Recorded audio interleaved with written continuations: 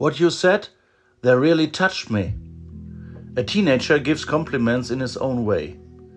I had touched him as he put it, and then he explained to me that it had triggered something inside him and caused him to rethink how he wanted to live his life.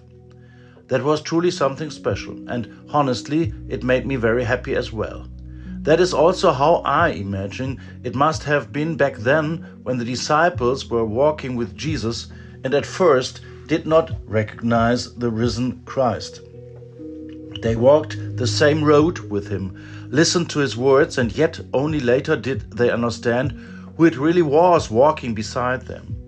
When they finally recognized him, the one who had not remained in death but who would continue to be their Lord and Master, they looked back and said, "Were not our hearts burning within us while he talked with us on the road and opened the scriptures to us?" Back then, the heart was not simply considered the place of emotions.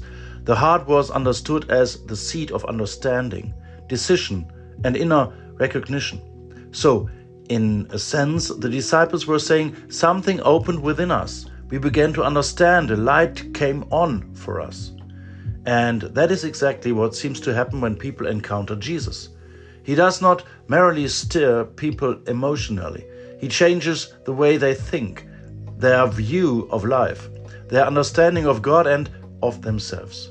Perhaps this is exactly the kind of touch we humans need. Not merely a pleasant feeling for a moment, but an encounter that causes us to see and understand things in a completely new way.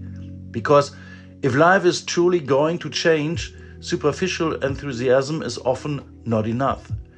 Something deeper has to happen. We need orientation, truth, and a new direction. And that is precisely what happens in an encounter with Jesus. He touches not only a person's emotions, but their innermost core, their heart in the biblical sense.